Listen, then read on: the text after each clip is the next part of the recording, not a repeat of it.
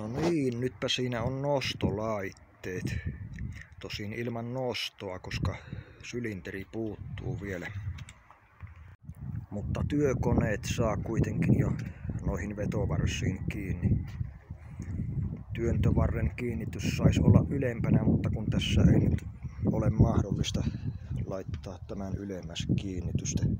Sitten kun on hytti tässä, niin sitten saa sen ylemmäs. Tein tälle kynkkäakselille tämän näköiset laakeripukit. Tänne oli alun perin tarkoitus tehdä messinkipellistä tai laakeripronssista nämä laakeriliuskat, mutta ilmeni sitten, että yhtään mistään ei vaan saanut semmoista materiaalia, joten jouduin sitten kuuma-ilmapuhaltimella taivuttelemaan teknisestä muovista sinne tuommoiset liuskat. Vetovarret on vähän tämmöiset mallia tein itse ja säästin. Ne on sen verran ehkä ohut seinästä putkea, että eivät ehkä välttämättä kestä ihan älytöntä voimaa, mutta kyllä ne varmasti kyntämistä kestävät. Ja eivät ole samaa pariakaan. Ihan jämää putkista tein. Ja myös tämä toinen nostotanko on vähän tämmönen jämää paloista tehty. Mutta tässä vasemmalla puolella sitten kuitenkin nostotankona on ihan tämmönen säädettävä työntövarsi. Ja keskellä on sitten myös, eli kaikki mahdolliset säädöt löytyy kyllä. Sitä minä vähän vaan ihmettelin, kun näiden työntövarsien mukana tuli tämmöiset tikut, jotka tuotekuvassa oli työnnetty tästä läpi.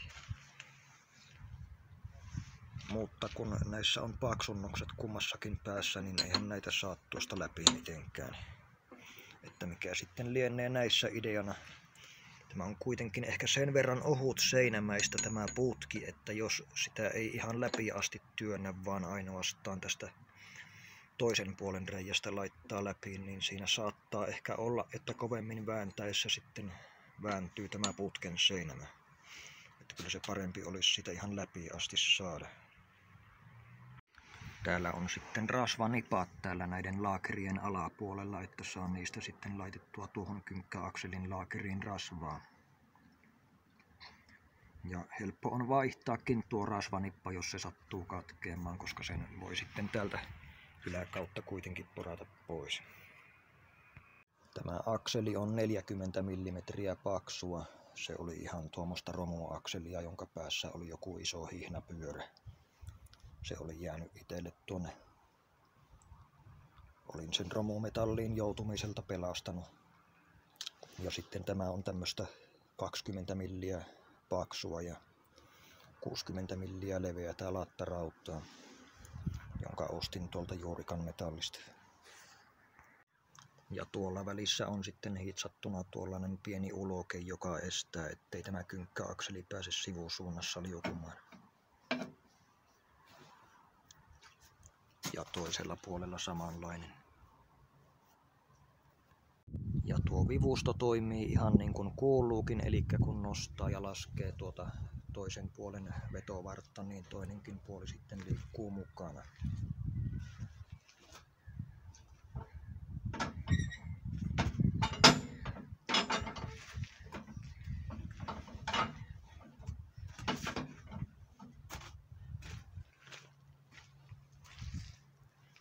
Periaatteessa tähän voisi saada sopivalla hydraulisylinterillä aika pitkänkin nostomatkan, koska jos ajattelisi, että se hydraulisylinteri tulisi alapäästänsä kiinni vaikkapa johonkin tähän vähän ylemmäs kuin tämä vetovarsi, mutta periaatteessa voisi tulla ihan melkeinpä tuohon samaan paikkaan kiinni, niin se voisi sitten ylimmässä asennossa olla sillä tavalla suorassa, että se ei vielä ihan osu tähän, mutta kuitenkin jo aika lähelle tulisi.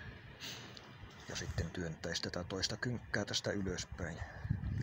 Niin se saisi sitä varmaan aika helposti nostettua näinkin ylös. Ja ehkä vielä vähän ylemmäskin. Ja nyt nämä vetovarren päät on jo melkein rinnan korkeudella tässä. Ja sitten alin mahdollinen asento voisi olla jossain täällä, jossain tuossa kohti, missä ne sitten jo ovatkin melkein maassa asti. Elikkä sopivan mittaisella sylinterillä tuohon saisi aika hyvän nostomatkan. Ja tietysti ilmankin mitään hydrauliikkaa tuohon kuitenkin saa tärkeimmät työkoneet, niin kuin vaikkapa kyntöauran kiinni. Ja saa sen sitten ottamaan lastua.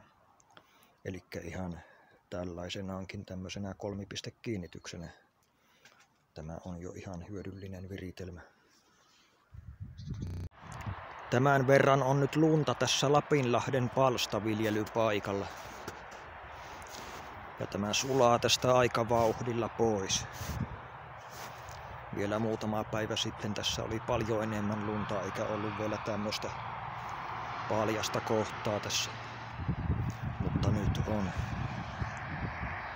Tässä on viljelijöiden määrään suhteutettuna aika paljon tilaa, eli tänne mahtuisi vielä aika monta palstaviljelijää. Ja valmiiksi pehmeitä maata. Tässä oli talo, joka purettiin pois. Elikkä helppo muokata viljelysmaaksi tämä tästä. Eikä varmaan ehkä välttämättä ole mitenkään älyttömän paljon rikkaruohojakaan.